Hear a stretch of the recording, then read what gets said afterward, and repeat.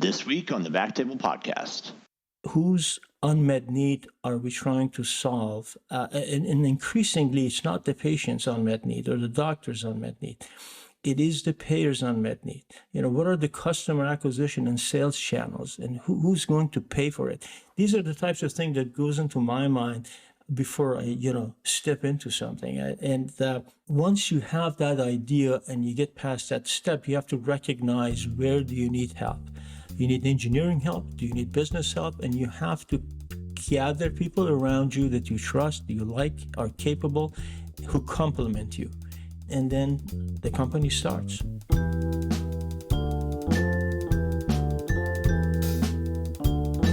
Welcome to the BackTable podcast, your source for all things endovascular and otherwise minimally invasive.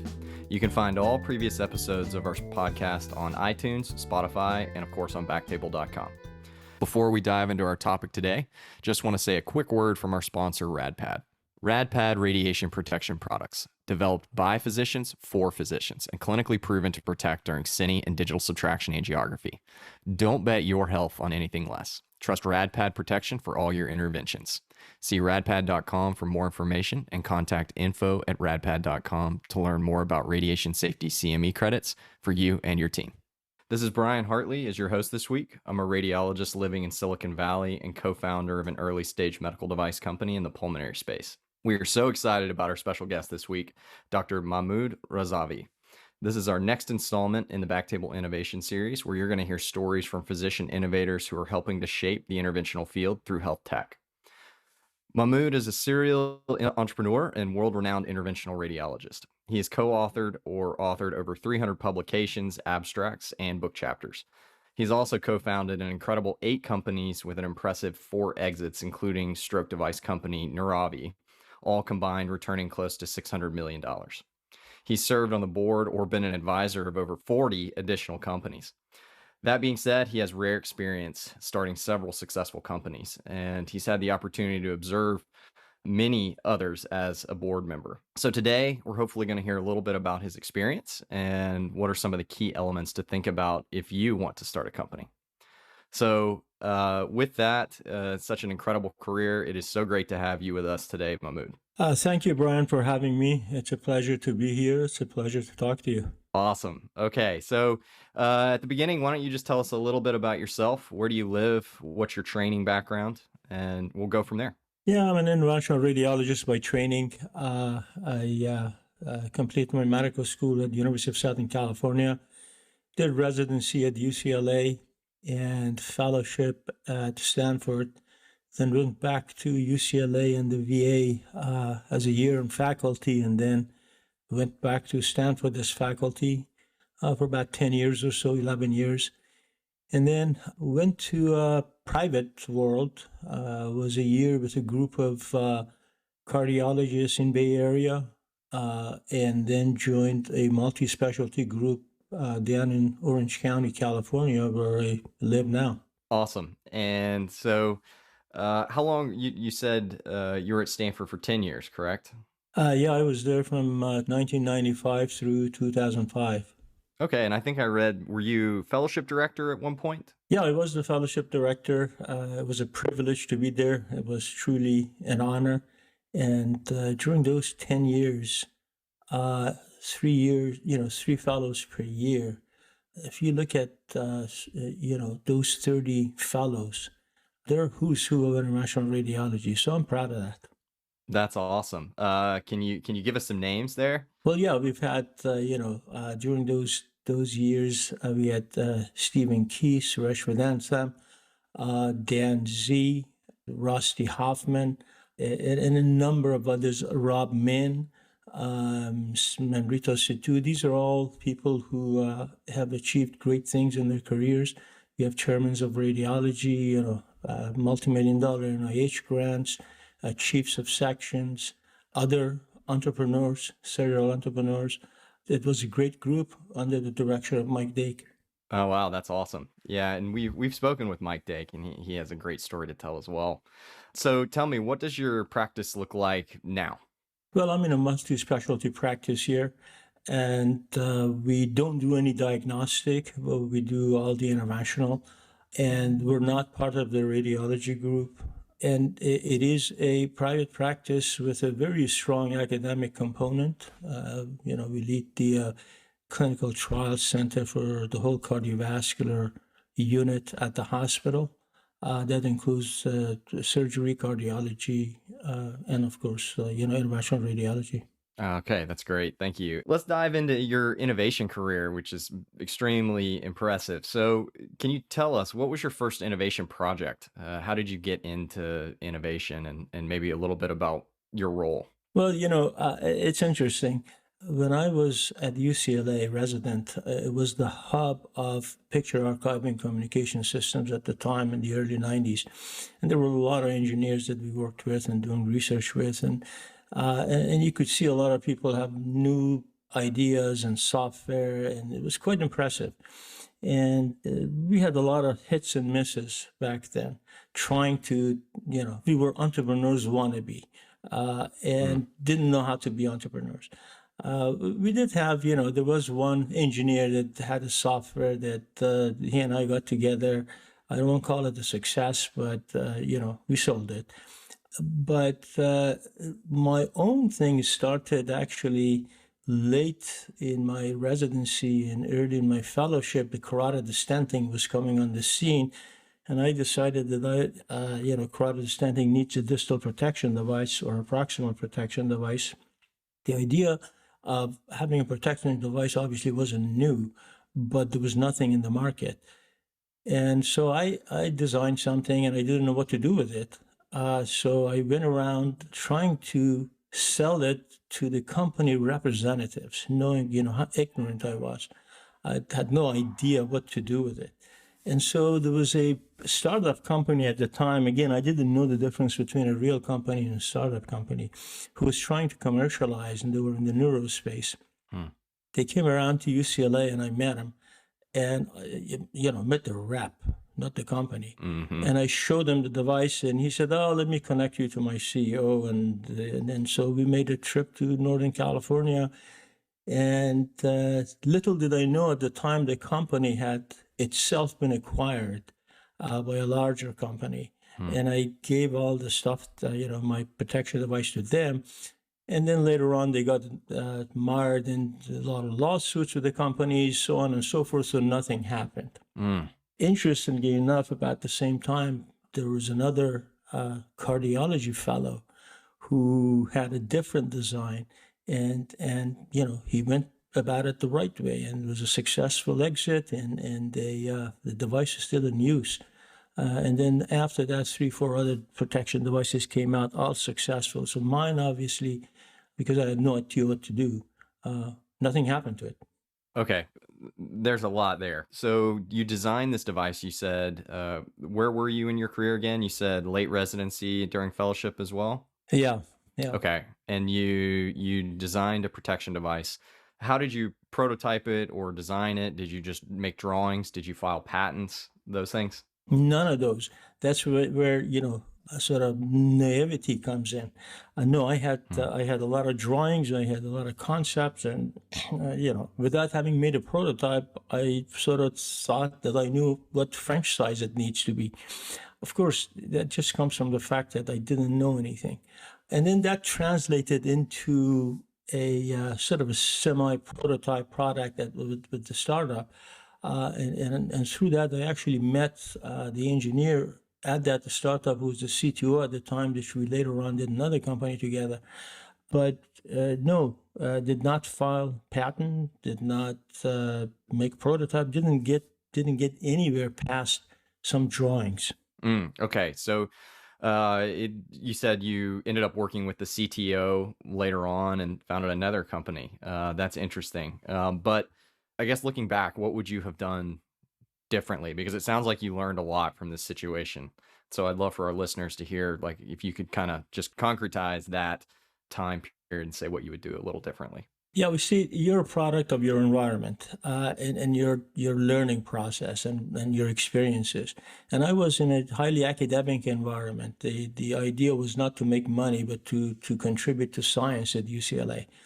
Stanford environment was a little bit different in that it was both. And, it took me a while to learn. What would I have done differently is what I would recommend people doing right now. Start from step one. You do your research. You file the IP. You find people to help you. The key issue is going to be you have to have a mentor in the process. You have to talk to others. One of the biggest mistakes I have made throughout my career, that's the entrepreneurship and the development of device and companies, that I tried to learn by observation rather than by asking and active engagement. When I was at the Stanford, just around me, around the office, the corridor that I was on, was Tom Fogarty, Paul Yock, Peter Fitzgerald, Mike Dake, even John Simpson. I worked in his group. These are some big names, and I always tried to observe rather than go knock on their door, say, hey, Paul, Tom, Mike, John, I have this idea. What do you guys think? I never got a good mentor, and I tried to learn by trial and error. That's a mistake. If there's one lesson that budding entrepreneurs or those in the middle of processes, companies can take away from this, is that you gotta find somebody who's done it before, gotta involve them, get a mentor, and ask a lot of questions. Oh, that's great. So should any of our listeners, if they're going through a similar process or have thoughts of starting a company, should you be afraid of going to talk to people? I mean, from an IP standpoint, do you recommend filing IP first and then kind of going to have these exploratory conversations? Or do you think that just let kind of serendipity take its turn there and synchronicity and see if they can potentially add to it? I guess some people might be afraid to share their idea for fear that someone might steal it. No, I understand that. It depends on who the person is. If you're going to talk to advisors to get advice, consultants, and you're going to have a cadre of those for each idea that you have. No, I understand. You have to sort of protect yourself. But as a mentor, and that somebody that you trust or who will guide you, it's good to be able to trust someone. Now, if someone is uncomfortable with that, you can always file a provisional patent. You can put some ideas, put your ideas on paper and file something, or even put your ideas on paper, sign them, and date them. Those can all provide protection. But if you don't trust someone, obviously, they won't be a good mentor. It's important to protect yourself, but also at some point you're going to have to be able to talk to others and trust at some level to get good advice. And I'm going to reiterate what you said about filing a provisional patent. I think that's very important. If you listeners, if you do have any question about who you're speaking with, always file a provisional. You can write something down. It doesn't have to be fancy, and it costs $140 as a small entity to file a provisional patent. So I totally agree. It's always a good idea. Yeah, remember, a provisional patent is just a placeholder, okay? It's just basically to document that you had an idea. And whenever you do a provisional patent and you later on file the patent, they may look very different, but at least it gives you the comfort level and protection to talk to others. Right. And from my understanding, the provisional it is published after a year, but it, like you said, it can look extremely different from the actual utility patent that you file. But in case there is any litigation down the road, the provisional can be very important to document that you had these ideas on that date. All documents are important, even if they're not filed. So if you talk to anyone, my suggestion is have a notebook which each page is numbered, so it's shown that you didn't remove anything or add anything, and date them and write it. This is what I learned from one of my co-founders at Vascular, that any conversation he had with anybody, including regarding the business and regarding any aspect of the company, he would write notes and then date them and say, that day I spoke to X, Y, and Z about such and such. Here's what we thought. Very brief summary. And those types of things can become very helpful down the road, not only to juggle your mind, but also if any legal issues come up. Totally. If you You definitely want to have that written down in case somebody does help you with an invention or they add a component to it. You always want to make sure to include them as an inventor, because that can cause a lot of problems down the road. Or if you don't want them to invent, it's also very important that you say that to them, so that you don't get into that sticky situation on the back end. That's particularly true if you're in academics and if you have an idea out of academia and you want to involve other academicians. So that's important. But those are very nitty gritty and details of stuff down the road. If somebody's thinking about those things, it means that they've made a lot of progress already. That's right. And that brings us back. Thank you. Just one more question about you, then I definitely want to get into what you would suggest if our listeners would like to start a company. So you've co-founded 8 companies, several exits, you've advised dozens more. What do you think makes you different from other physicians? I mean, it's kind of incredible that you're a practicing physician and you've co-founded so many companies and had several successful exits. So what makes you different? No, I'm not any different than anybody else. I am just as dumb and just as smart as the next guy. In fact, most people I meet are smarter than I am. It's just that having been at Stanford for that period of time, and again, observations, especially Mike Digg. Mike Digg was one of the most creative guys I've ever met. He had ideas every which way. And he didn't commercialize all of them, but he didn't do much about, I guess, 99% of his ideas. But that was quite a learning experience for me. But then you look around and you say, okay, well, Tom and Paul and Peter, all these guys are here and they're making money off their ideas. And how do I do that? And then gradually I learned. So the idea, the thought process is that if there's a problem, there's a solution. And in that solution, you can do both good and well. That's right. Okay, that's great. And do you think, there's a difference between being somebody who, tries to tackle a large number of problems versus being focused on one and taking it through to completion, say commercialization? Because I think what's important to say for our listeners is that, it's not all about money, right? But it is important that you have partners who can commercialize your idea or your device so that it does get to patient care. Because if there isn't a return for a company, they aren't going to commercialize it. And your device will never reach patient care. You brought up a good point that reminds me of something that I've discussed with entrepreneurs, future entrepreneurs, and the companies who come for me for consultation. If you look at the whole process of invention, I'm going to give you some examples here.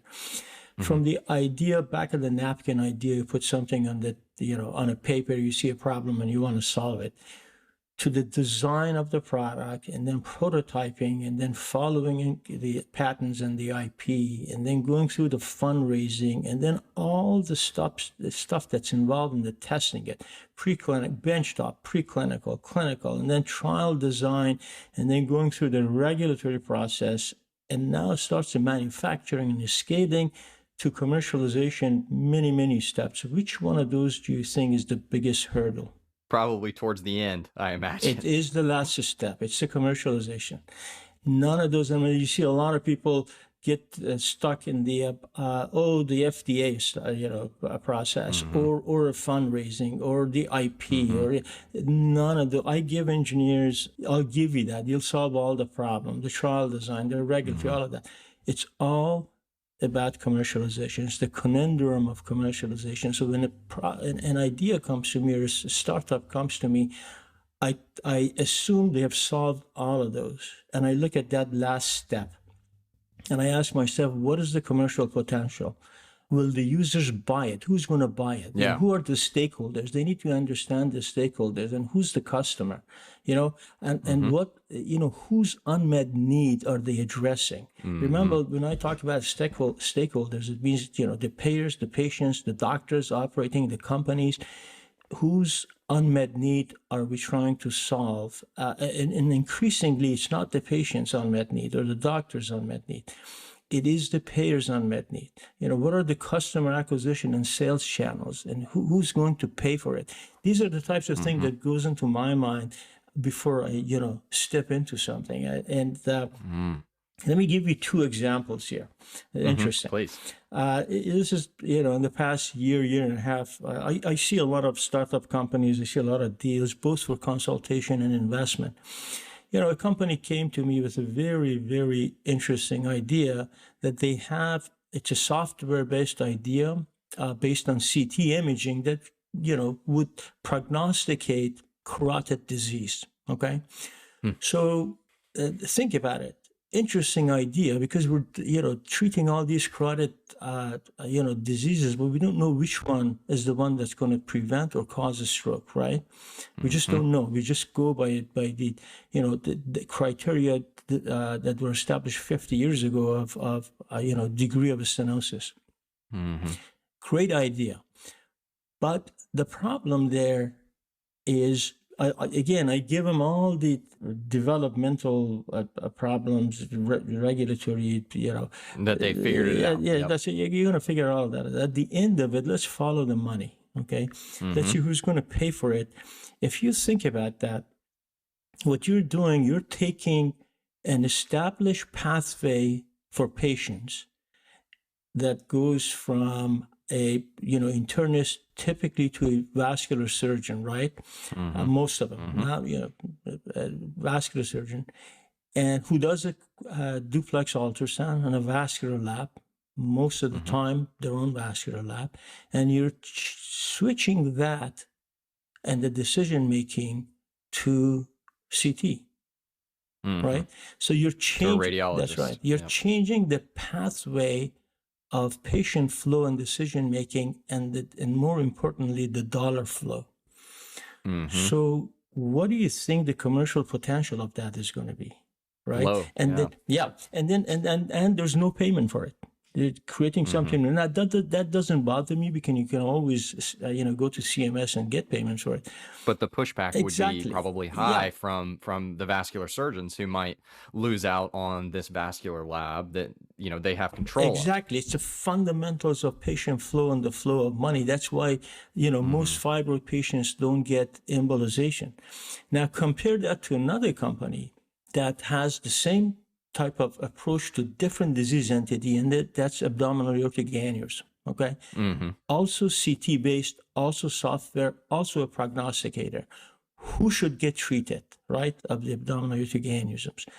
But there is no change of the flow of patients, because those are the patients who are already getting CT exam, who are already getting diagnosis, right? There is no changing the dollar flow, nor the patient flow, right? So therefore, which one do you think is going to be more successful? Well, probably, if I were to invest, I would invest in the latter rather than the former. Now, the former guys, they're smart enough, they're going to figure it out, obviously. But those are sort of examples of that last bit of that process that we talked about, commercialization. That's what you need to think about, and all the stuff that we just talked about. Oh, that's great. Yeah, you really do need alignment of stakeholders. And like you said, it's kind of the last yard that can be the most difficult to overcome, because that's where you're trying to, if I might summarize, that's where you're trying to change behavior. And, changing behavior is probably one of the hardest things we could possibly do. Exactly, as opposed to it's a process of if you're trying to solve an unmet need, or you have a new device, you look at its efficacy, complications, user friendliness, and cost. It's more obviously more extensive, quantifiable. More extensive than that. If you look at those, say which one of those is my new idea going to address. And it's going to have to be all of those. And don't take your eyes off of the cost at the end, because as we talk, as we said, who's going to pay for it? And that all comes into that commercialization piece. There was an idea on navigation that came out of a very famous U.S. university, but they're also part of a very capitated system. And lots of investments, and it was in some venture forum. It was just a sexy idea as hell. It just looked great, but it was expensive. At the end of it, I asked the CEO of the same system, I said, would you guys buy it? He said, oh, no. So that tells you whether you should invest or not. Wow.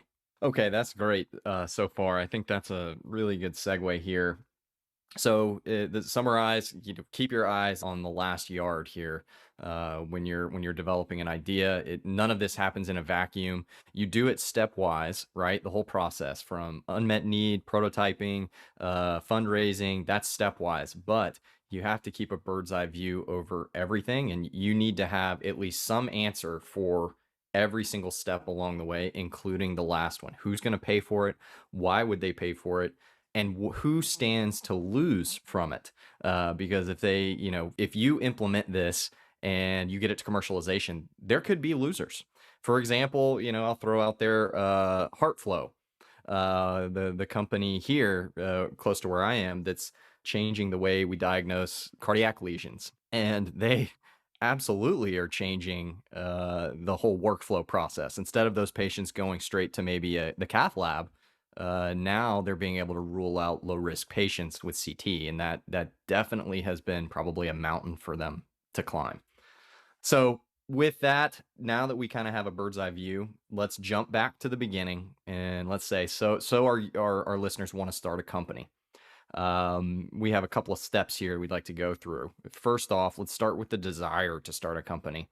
Why start a company in your mind? What does it offer for practicing physicians? It's exciting, and it's wanting to do something about it, wanting to see your idea out there and in play and in the hands of others. There's a certain satisfaction beyond just the financial gains.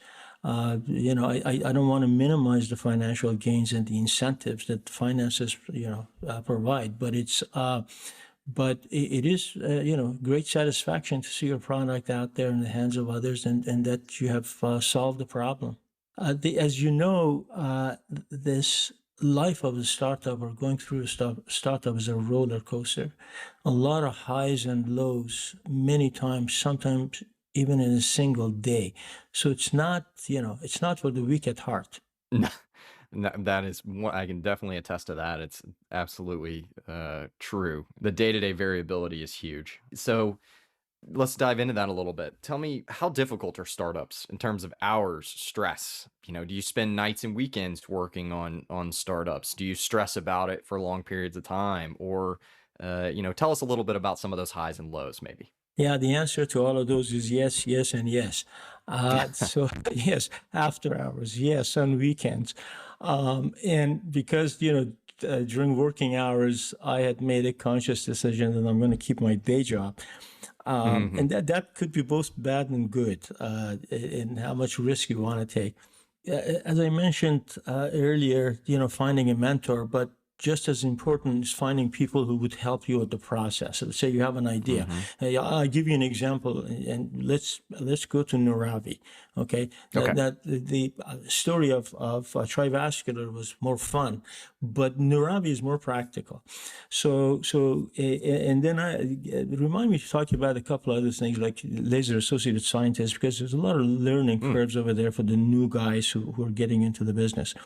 When I came down to Southern California from Stanford, when you're in an academic environment, the neuro and peripheral interventions are separate, right? We never did stroke. We never went above the neck. The most I went above the neck was to put a carotid stent in, and that caused a lot of problems for me at Stanford also.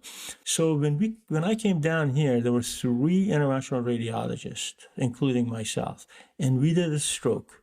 And so they told me, "Oh, we do a stroke. You go learn it." I said, "Well, I've never done a stroke, have no interest in a stroke." They said, "Yeah, no, you don't have a choice, because there's 3 of us, and we're taking call every third, and you got to handle it." Wow. So long story short, I learned about stroke, and then the first stroke patient comes, and I'm doing it, and I said, "Wow, this space is in dark ages, and this isn't, this is in the late 2000s. Right. There's nothing here. There's a Mercy device that works, at the best 50% of the time. And then we have to give TPA. It was very frustrating to get to the site of clot and not be able to do anything. So that started this whole process of, there's got to be a better way, the usual sort of thing. A few years before that, there was a guy by the name of Chris Shin, medical student at Stanford, who is, by the way, a successful VC and an entrepreneur himself. And he was working at a group at Guidant, which they developed stuff. And he had a stent on a wire sort of idea that they had filed IP. I was aware of it because he was working in my lab, but I had nothing to do with it. So it seemed to me that, yeah, that's a good idea. We could do that. And then I traced it and found out that the idea was Guidant. Then Guidant was split between Boston Scientific and Abbott, and that idea is in the Abbott, so that patent family. Mm-hmm. I put some ideas together and I went to my contacts in Abbott and I said, well, okay, I need those patents. And they went around and said, yeah, well, we're not doing anything with it. Here it is, and let's discuss terms. So we discussed some terms. Now all of that is settled. Now what? Now I need engineers. I need somebody to run it. I need a full team that looks credible, at least 2 or 3 people that we can go raise money. And so I went to a few people I knew, and then the second person, the first guy I wanted just didn't take it seriously, didn't come. The second person I knew had not run a company before, but he was part of the startup. And he was incredibly smart and thorough. So I convinced him, after some arm twisting, to come and join us. He came on board and he brought another engineer on board, and he had a fantastic mentor. That became Razavi. Once you have that idea and you get past that step, you have to recognize, where do you need help? You need engineering help? Do you need business help? And you have to gather people around you that you trust, you like, are capable, who complement you. And then the company starts. Fantastic. I think the team is so important early on. But so how did you fund this? That's a good, I wonder if you're a physician out in private practice, you've got this idea, there's a technology out there that you think could be maybe a little better, and then it could be commercialized. But you also need funding to hire your co-founder and the engineer. So where did that come from? Yeah, what I have done throughout all the companies that I've been involved with is that I use equity as early on as investment. And I have no problem imparting with equity to bring the people that I want in. And that's what I did here. I made the CEO my equal partner and a co-founder. And then when the engineer came on board, we didn't want, he was a very high-end engineer. We didn't have a whole lot of money to pay him, so we gave him equity and we told him, we'll make you a co-founder, which looks good for his resume. So early on, for some of the filing IPs and things of that sort, most of us can afford that, and you put some money in and formation of the company. But once you get into even prototyping, it can't be, it's not that expensive. But when you want to go seriously and in earnest, you need money, and you should do a whole program on ins and outs of how to raise money. One of the things that we've done, the CEO that I brought, he wanted to move back to Ireland, and he said one of the advantages is that we can bring government money in. And so even in the U.S., there are a lot of paths for non-dilutive money to come in, through the Small Business Administration. Yeah, SBIR. Absolutely. And then you can get a lot of research money. There are a lot of companies even around here, they know that there are like $15-16 million in it, all grants. It can be difficult and time consuming to get grants, but at some point you're going to have to get serious money in. Now, if you have a network of individuals that invest, that always is great, because the VC money or venture capital money, in my opinion, should be the last money you bring in. Okay. But then, if you're looking for 15, 16 million, 17 million, it's hard to, put it together through a network of a few people. You have to have a big amount of money, and lots of money. Yeah, and they invest, and you have to have a connection. You have to have somebody who would connect you to those, and friends and family early on, and then you have to go out there and start raising money from institutional money, which is VCs. Yeah. Or corporate strategic. Absolutely. Now, I recommend Lindsay McCann in Vancouver has a great talk on pros and cons of raising money from strategics. But those people who don't know what the term strategic means, it just means bigger companies who are commercializing. They're commercial companies. We call them strategics. I don't know why. Like Medtronic, Johnson and Well, Johnson. Boston Scientific, Yes. you name it. There are pros and cons of raising money from them and having them at the table as investors. So I would recommend everybody to sort of listen to that.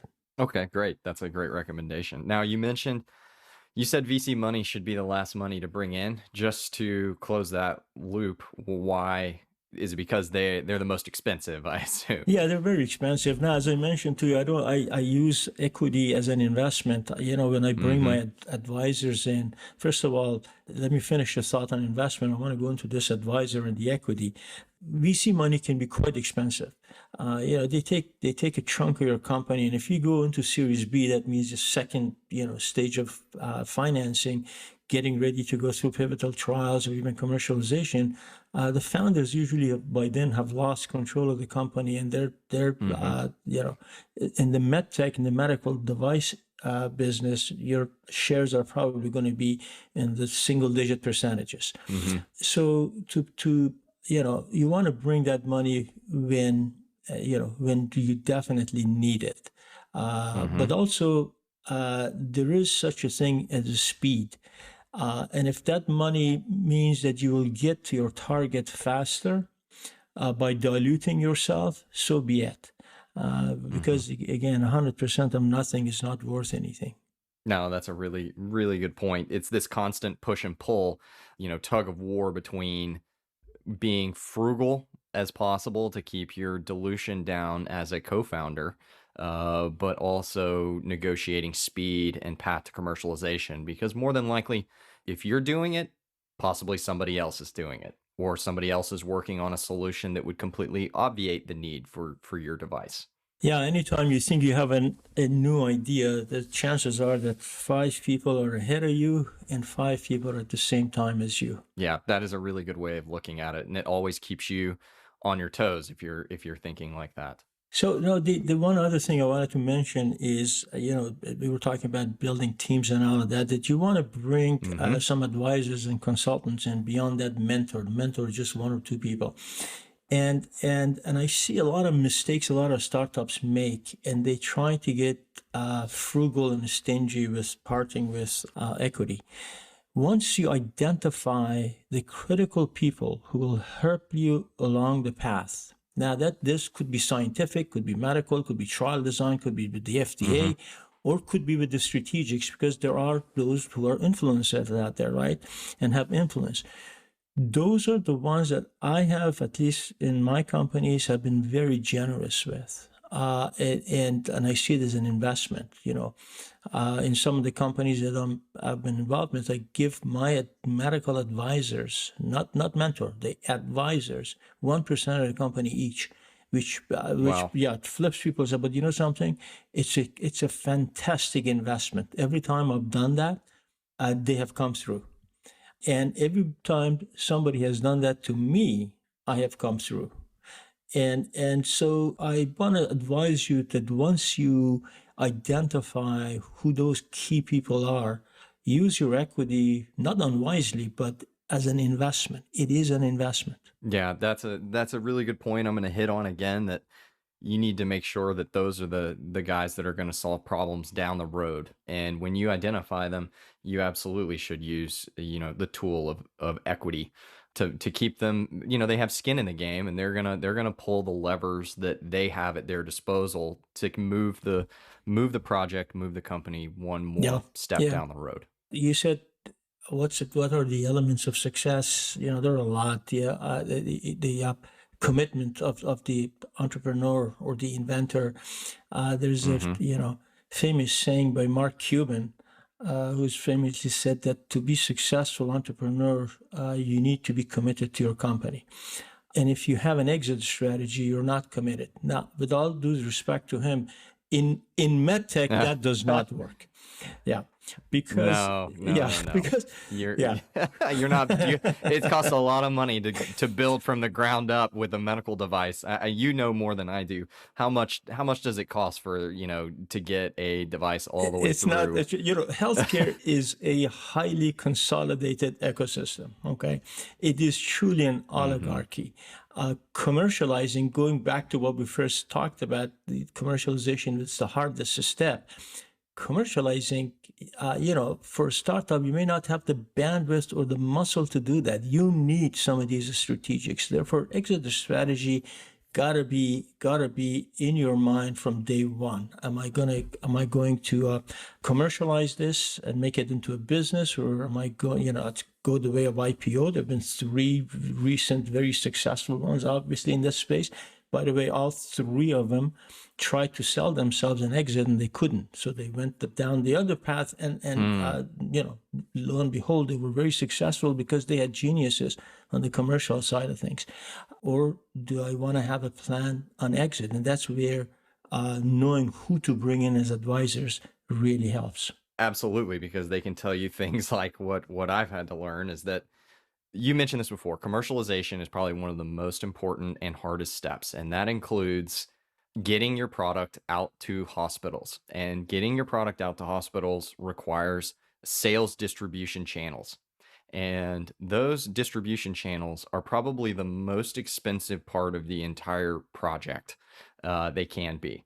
So what we're talking about here is potentially leveraging the distribution channels of the strategics. Medtronic for sure has people in every hospital. So does J&J, Abbott. A lot of these companies already have a presence there. They already have staff that your device may be able to fit into the sales bag, so to speak, of their salespeople. Whereas if you were going to do this yourself, maybe you can speak. How much would that cost to hire a sales team and train them up and send them out into the world? It's very expensive. And if you get to that stage, you can bet that as a founder, unless you finance it yourself, in which case, you probably have enough money that you don't need that. Yeah. But you're Right. down into 1 or 2%, and you're Right. diluted down to nothing. And so, yeah. Right. Yeah. That's key. That is so key to understand that these sales representatives they're specialized. They're highly specialized and really good at what they do. And they are not cheap. They can, their salaries are very high as they should be. And then you have to include all of the things like benefits, et cetera. So that, these numbers may be wrong, but they may cost upwards of $400,000, $500,000 per sales representative, including all in with all of the benefits and things. That's true, but remember, it's not just putting the sales force together. As you know, I mentioned that MedTech is an oligarchy now.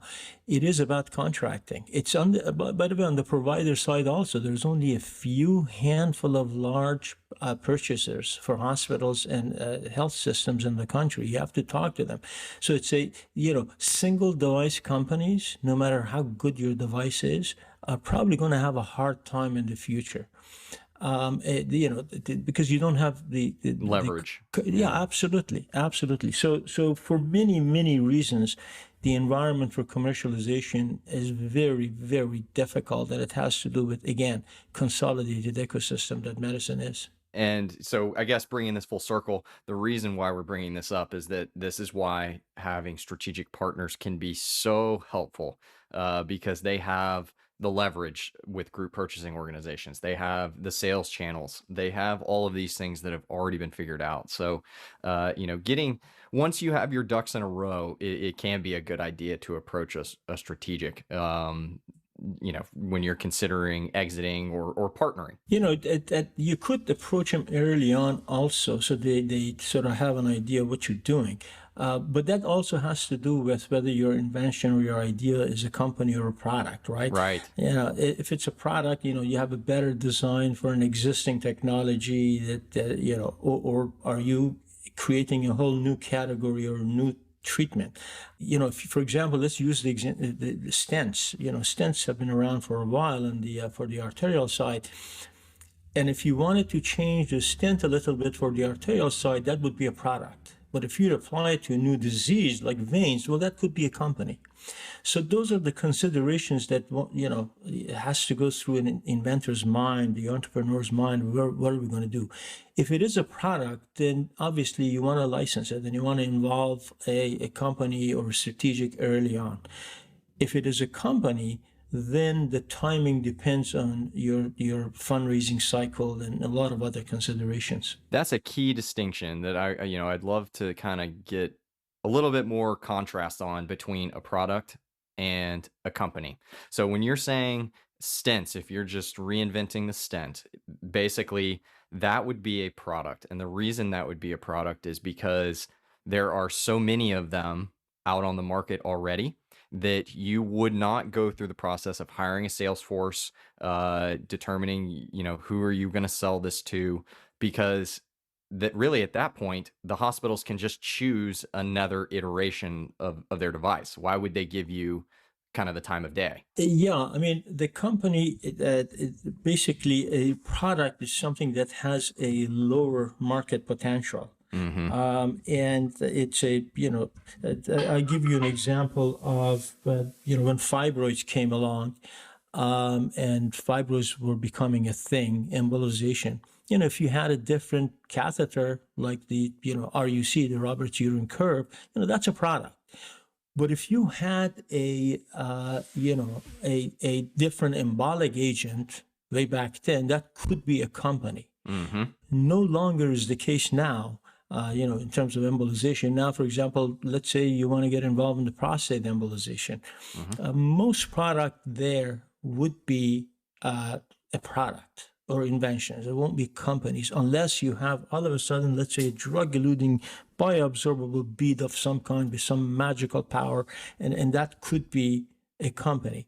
The stents, we used the example of the stents. The stents in the SFA, renals, carotid, whatever, they were products but if you wanted to apply them to a whole new disease, veins, that would be a company. Yeah, that's great. That's great. I think looking at the market impact is a great way of deciding product versus company. Is it an iterative process? Are you iterating on a design that's already there, you're making it a little bit better? Or are you truly innovating or creating a whole nother class of device? That's probably a good way of looking at it. Now, briefly, nuts and bolts here of forming a company. You talked a lot about kind of the ideas, the desire, the elements of success. Team is so important. Funding, we touched on. Formation. So early on, well, you tell me, when do you get, say, attorneys involved? When do you talk about equity between co-founders? Kind of nuts and bolts corporate housekeeping stuff. The agreements between the co-founders got to be day one, even before you get the attorneys involved, because the expectations have to be clear. Otherwise, a year into it, there's going to be all sorts of conflicts. Okay, there has to be, if there are multiple people involved, they all have to know what their role is and what their equity is. That's got to be settled. Formation of a company, it doesn't cost very much. You can do it online, or we usually go to typical corporate offices and set up a company. That shouldn't cost you very much. And also remember, any corporate housekeeping that lawyers would do for you nowadays for startups, you can also settle them. Settle the bill when you raise money. They all do that. You don't have to pay them up front. So the corporate lawyers don't cost much. It's the IP attorneys that can cost quite a bit. Although I must tell you, I pulled in one of my companies, I pulled a coup, and I went to a very famous law firm in IP, and the idea was hot enough that they agreed for a percentage of the company, which was that's rare, a fraction of a percent, to do it for free. So everything is negotiable. Remember, especially with lawyers. Wow. No, I think that's a fantastic point, especially with the corporate attorneys, the guys who are going to put together your formation documents, who are going to document your capitalization table, which is your equity split, put together your your board and everything else, all the documents you need, that is very negotiable. And in fact, a lot of these attorneys, as you said, will defer their payments for either some amount of time or combination of time and until you raise a certain amount of money. And once you hit that funding milestone, then they're like, okay, you need to pay the bill. IP is different. That's a lot of times that was a unique situation you were in, but a lot of the intellectual property attorneys, patent attorneys will not defer, and they can probably be the most expensive attorney fees you pay, and probably should be. When you consider the value they can add. That's true. It's having a good patent attorney really pays for itself down the road. Absolutely. And so, all right, that is great. That is such great information. Now, I want to talk a little bit about how do you do all this work-life balance? What do you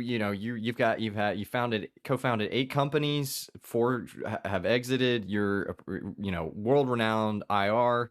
You were publishing, all of that. You seem very busy. So how do you achieve work-life balance for our listeners out there? First off, is it possible? Oh yeah, of course it's possible. It doesn't mean I got it right. Yeah. I definitely got it wrong. If you have young children, treasure that.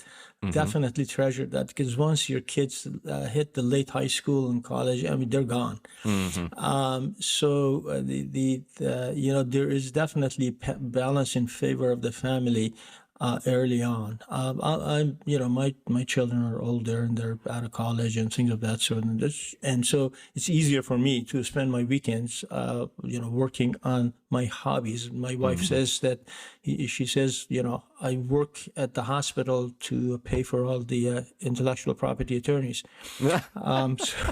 Totally. Yeah.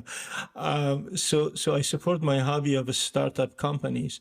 But it's an art to be able to get the balance right between different priorities. So my suggestion is you have to prioritize. If you want to have a successful company, you have a checklist and you go down your checklist.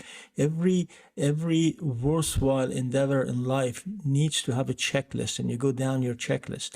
Mm-hmm. Create a checklist for yourself. Prioritize what's important to you and stick to those priorities. And that's fantastic. Okay, what a great talk. I think if I were going to summarize some important points that you said, and there were a lot of them, so I'm definitely going to miss some. But at the beginning, we talked about always think about the entire process. Commercialization can often be the hardest and most expensive part of developing a device. You need to think about who is going to pay for it and what effect is it going to have on the various stakeholders. Next is team. Where do you need them? Who complements you? Find them and make sure to use equity. Equity is a powerful tool to recruit, so don't be afraid to use it when it's necessary. Next, mentorship. Always find a good mentor, and potentially advisors as well. Finally, understand the difference between a product and a company. That will really help you down the road define the pathway that the device needs to take. Is it completely innovative? Is it starting a new class of device, or is it using a device in a new part of the body? That can be a company, but that means it's going to be a lot more money going down the road to get to commercialization. Whereas a product did you iterate on something? Did you make a new guide wire, a new microcatheter that's more flexible, a new stent? Those are along the lines of products. You're definitely going to need some strategic help with the distribution channels. Wow. All right. You've said a lot of things. I don't know. Is there anything I missed that you would put in there? Prioritize work-life balance. You need to also prioritize with everything you do, make a checklist and just go down the list to make sure you don't forget anything. Did I forget anything? I forgot a lot. But all right, great. Well, Mahmoud, thank you so much. We would love to have you back. There's just so much to talk about. You can't do it in an hour, but each one of these things that we've talked about could take an entire show, and we would love to have you back. Well, it was fun, and thanks for having me. Take care. Bye.